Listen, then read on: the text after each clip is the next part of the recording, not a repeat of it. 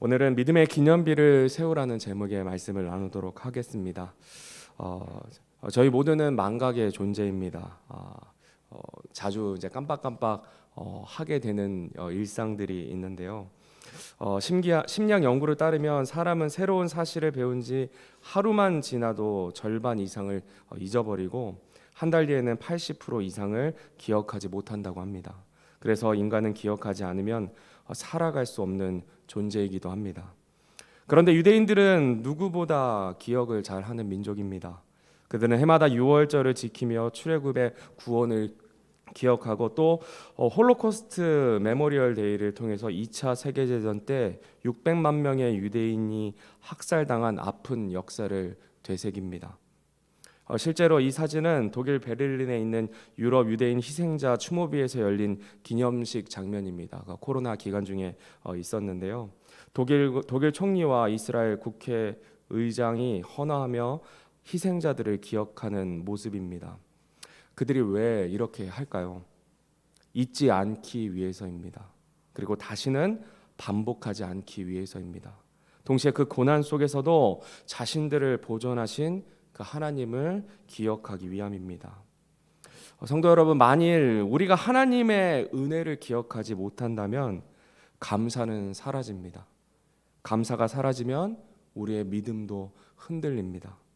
그래서 하나님은 요단강을 건너 이스라엘에게 12돌을 취하여 기념비를 세우라고 하신 것입니다. 우리 교회가 70주년을 맞이한 지금 우리가 기념해야 할 것, 기억해야 할 것은 무엇인지 오늘 본문 말씀을 통해 살펴보도록 하겠습니다. 오늘 7절 말씀 우리 다시 한번 읽겠습니다. 시작. 너희는 그들에게 대답하기를 전에 요르단의 물들이 주의 언약궤 앞에서 끊어졌나니 곧 언약궤가 요르단을 건널 때에 요르단의 물들이 끊어졌으므로 이 돌들이 이스라엘 자손에게 영원토록 기념이 되리라 하라 하매. 첫 번째로 우리가 기억해야 할 것은 하나님께서 우리를 구원하신 구원의 은혜를 기억해야 합니다. 여기서 기념으로 번역된 지카론이라는 단어는 단순히 머릿속에서 떠올리는 생각이 아니라 기념물, 증거, 회상, 생각나게 하는 것이라는 의미를 가지고 있습니다. 다시 말해서 눈에 보이는 어떤 것을 통해 계속해서 기억하게 만드는 장치라는 것입니다. 그래서 하나님께서는 이스라엘 백성에게 돌을 취해서 기념비로 세우라고 하셨습니다. 그저 역사책처럼 옛날 일을 회상하라는 것이 아닙니다. 돌들을 볼 때마다 자손들이 물을 때마다 하나님께서 우리를 구원하셨지 하고 되새기도록 하신 것입니다. 이것이 바로 지카론 곧 기념의 참된 의미입니다. 유월절도 마찬가지입니다. 출애굽기 12장 14절에서 너희는 이날을 기념하여 대대로 지킬지니라 말씀하셨습니다. 단순히 옛날에 그런 일이 있었지 하고 지나가는 게 아니라 각 세대마다 하나님이 구원하셨다는 사실을 살아있는 사건처럼 붙잡게 하신 것입니다.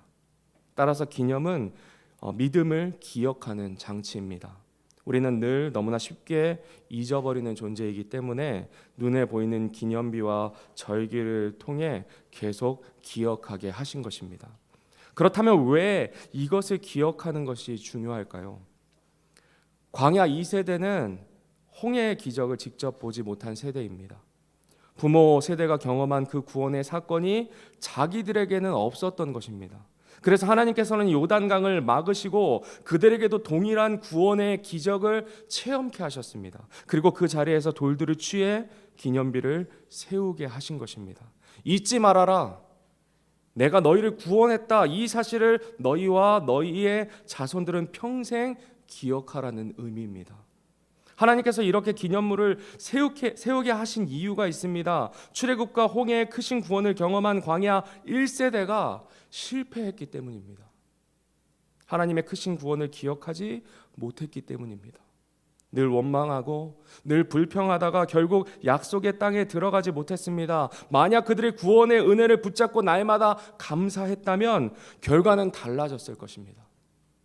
그래서 하나님은 광야 2세대에게 말씀하십니다. 너희는 그 구원의 감격을 잊지 말고 늘 기억하며 감사하며 살아라 말씀하시는 것입니다. 사사기 2장 7절 말씀입니다. 우리 한 목소리로 읽겠습니다. 시작.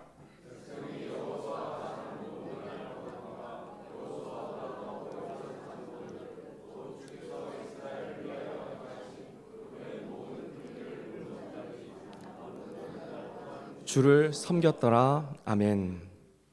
성경은 분명히 말씀합니다. 여호수아가 사는 모든 날 동안 또 그 이후 장로들이 사는 날 동안 하나님의 큰일을 본 세대는 하나님을 섬겼다 말씀합니다. 실제로 가나안 땅에 들어간 이 세대는 죽는 날까지 하나님 안에서 평안과 축복을 누렸습니다. 요단강 앞 기념의 돌들을 바라보며 하나님의 구원을 기억했기 때문입니다. 그러나 그들의 자녀 세대는 그렇지 못했습니다. 눈앞에 기념의 돌이 분명히 눈앞에 있었지만 자기 믿음으로 경험하지 못했기 때문에 결국 세상 편에 서서 우상 숭배에 빠지고 왕 대신 하나님 대신 사람의 왕을 구하는 지경까지 이르렀습니다. 오늘 이 말씀을 우리 교회에 비추어 보기 원합니다. 창립 70주년을 맞은 우리 교회가 무엇을 기억해야 하겠습니까? 바로 구원의 은혜를 날마다 기억해야 합니다. 70년 전 포서 선교사님을 통해 이 땅에 복음이 전해졌습니다. 그 복음을 듣고 수많은 영혼들이 구원받았고 지금까지 4,000명이 넘는 성도들이 침례에 순종했습니다. 오늘 우리가 이 자리에 있을 수 있는 이유, 앞으로도 계속 교회가 존재할 수 있는 이유, 그것은 오직 복음 때문입니다.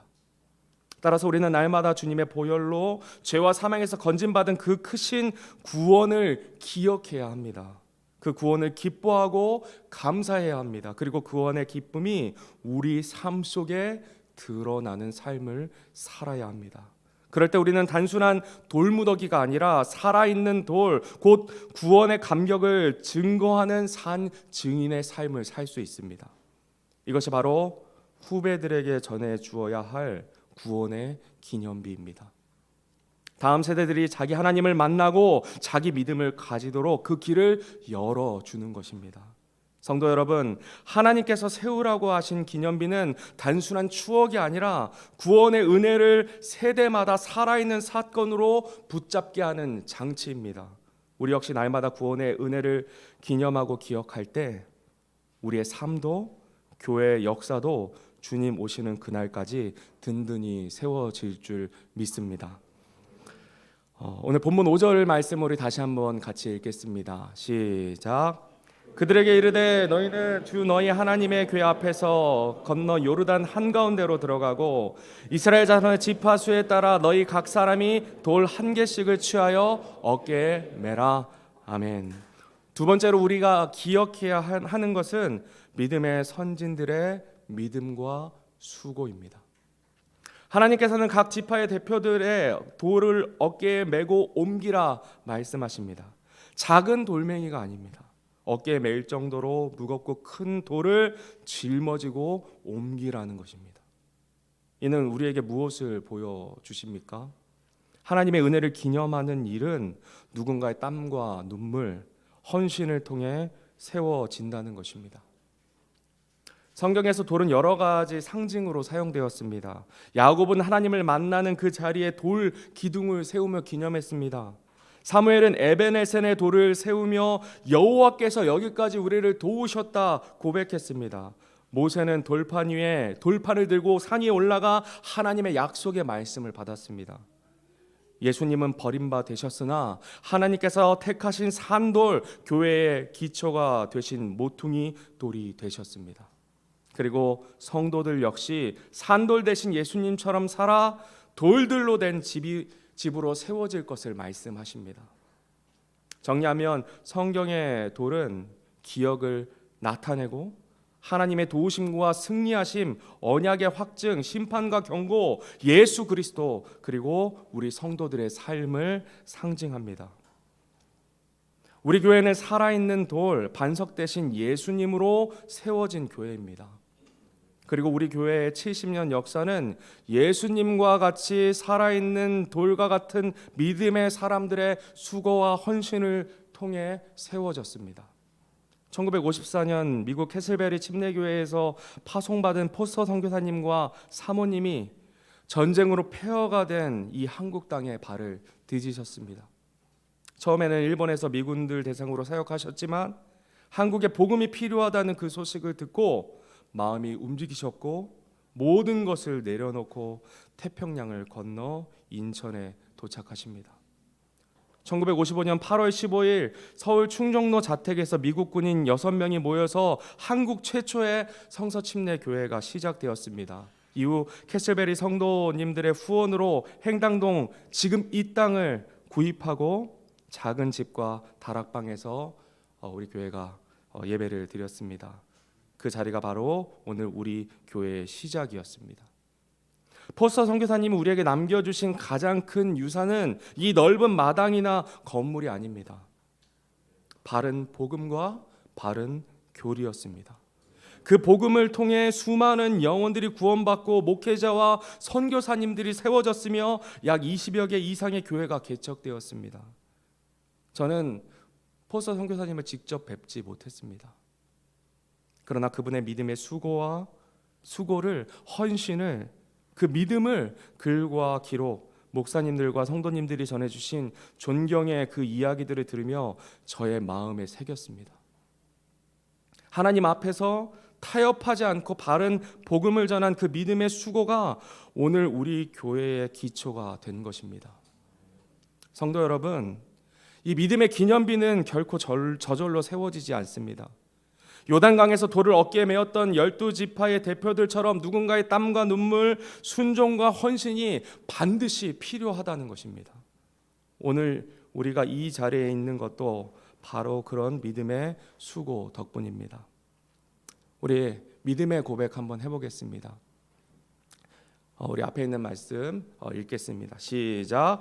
믿음의 수고에 따라 우리도 다음 사달을 위해 기념비를 세우겠습니다. 아멘. 오늘 본문 6절 7절 말씀입니다. 이것이 너희 가운데 표적이 되리라. 이후에 너희 자손들이 자기 아버지들에게 물어 이르되 이 돌들은 무엇을 뜻하나이까 하거든 너희는 그들에게 대답하기를 전에 요르단의 물들이 주의 언약궤 앞에서 끊어졌나니 곧 언약궤가 요르단을 건널 때에 요르단의 물들이 끊어졌으므로 이 돌들이 이스라엘 자손에게 영원토록 기념이 되리라 하라 하며 아멘. 우리가 두 번째로 살펴본 것처럼 기념비는 누군가의 후고와 헌신 위에 세워집니다. 그런데 하나님은 거기서 멈추지 않으십니다. 그 기념비가 다음 세대를 위한 교훈이 되게 하셨습니다. 자손들이 묻거든 하나님이 하신 그 일 구원을 증거하라. 이것이 오늘 본문이 강조하는 메시지입니다. 기념은 단순히 과거를 회상하는 것이 아닙니다. 다음 세대에게 믿음을 전수하는 일입니다. 믿음의 역사가 끊어지지 않고 이어지도록 기념은 다음 세대를 향한 통로가 되는 것입니다. 작년부터 1년여간 지난 주일까지 담임 목사님께서 우리 믿음의 신조 21개 조항에 대해 말씀을 전해주셨습니다. 저는 이 믿음의 교리가 저에게는 너무나 꿀과 같은 말씀들입니다. 공중에서 주를 만나리라. 이 소망의 말씀은 우리나라 대부분의 기성교회들에서는 들을 수 없는 말씀입니다. 제가 20여 년 넘게 장로교회를 다녔지만 이 말씀을 들을 수가 없었습니다.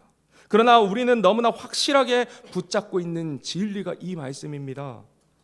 회개와 믿음으로 구원받는다는 참된 구원의 교리가 변질되지 않고 계속해서 우리를 통해 전해져야 합니다. 그리고 전해받은 그대로 우리가 나가서 복음을 전하고 영혼들을 구령해야 합니다. 한 번 받은 구원은 영원하다는 구원의 영원한 안전 보장의 진리를 다음 세대에게 변질되지 않고 전해야 합니다. 예루살렘 교회로부터 이어진 초대 교회의 그 믿음, 이 믿음을 변질되지 않게 지키고 그대로 다음 세대에게 전해야 하는 것, 이것이 우리 모두의 책임이고 사명입니다. 이것을 위해 창립 70주년을 맞아 하나님께서 담임 목사님을 통해 우리들에게 707 비전을 주셨습니다. 그 가운데 앞에 3가지는 특별히 믿음의 기념비를 세우는 사역들입니다. 그 첫 번째는 교회학교 사역입니다. 유치부에서 청년부에 이르기까지 다음 세대를 말씀으로 세우는 사역입니다. 교사들이 지치지 않도록 믿음이 성장할 수 있도록 기도하고 성도님들이 격려해 주시기 바랍니다. 여름 겨울마다 준비하는 그들의 수고가 우리 아이들의 다음 세대의 믿음을 세워갑니다. 두 번째, 구령자 양성 사역입니다. 복음을 전하고 영혼을 주께로 인도하는 70명의 구령자를 세우는 사역입니다. 포스터 선교사님처럼 영혼을 향한 열정을 가진 구령자들이 우리 교회에 세워져야 합니다. 하나님께서 지금도 세우고 계십니다.